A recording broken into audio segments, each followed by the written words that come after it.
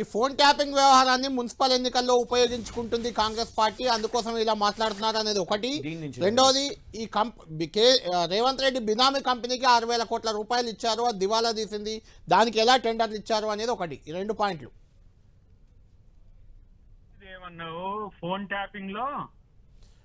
Tapping లో హీరోయిన్ల phone tap అయ్యింది, ఇంకెవరిదో ట్యాప్ అయిందంటూ మాట్లాడడం, అలాంటి వ్యక్తి జాతిపిత ఎలా అవుతాడు ఫోన్ ట్యాపింగ్ చేసిన వ్యక్తి అంటూ మాట్లాడడం, ఇదంతా మున్సిపల్ ఎన్నికల ప్రచారానికి వాడుకుంటున్నారని ఒకటి. అట్లా కాదు కానీ ఇప్పుడు వాళ్ళు మొన్న కేసీఆర్ గారు బయటకు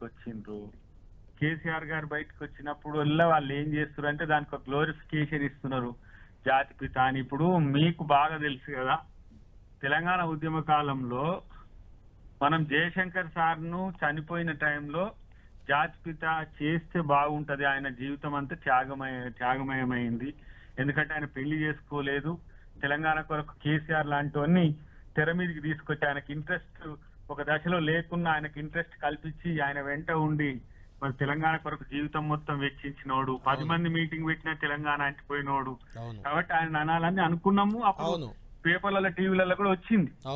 కానీ ఆ దశ ఆయన చనిపోయిన తర్వాత మనోడు ఇప్పుడు రాజకీయ పార్టీ పెట్టి పోనీ మహాత్మా గాంధీ లెక్క ఒక త్యాగం చేసినా మనోని పోనీ ఆయన ఏ పదవి ఆశించకుండా ఉన్నాడు అని అనుకోవడానికన్నా అవకాశం ఉంటుండే. రాజకీయాల్లోకి వచ్చే ముఖ్యమంత్రి అయిన తర్వాత అన్ని అవినీతి ఆరోపణలు వచ్చి ఆరోపణలు వచ్చినవన్నీ మనం జాతిపిత అని అంటామా ఒక మాటకు?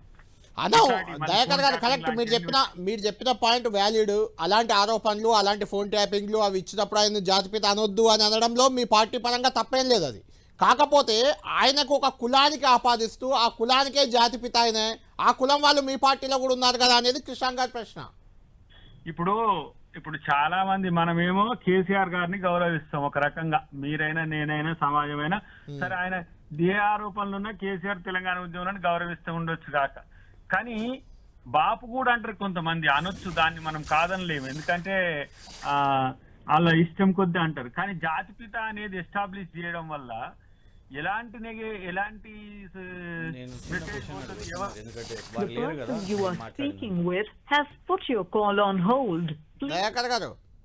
చేసినప్పుడు అట్లా అంటుండొచ్చు, మీరు ఒక కులానికి జాతిపిత అనేది లేకపోతే మహాత్మా అనేది ఒక లిస్టే వచ్చేది కాదు, వాళ్ళు చేసే చర్యలతోని సమాజం భావించి గౌరవంగా అది చూసేది. కాబట్టి నేను అంతకుముందు చెప్పిన చూడండి, అప్పుడు తను ముఖ్యమంత్రి కాకుండా కేటీఆర్ ను ముఖ్యమంత్రి చేసేనా తను నేను రాజకీయ పదవులు తీసుకోను అని పక్కన ఉంటే నిజంగానే జాతిపిత నేను చెప్తున్నా.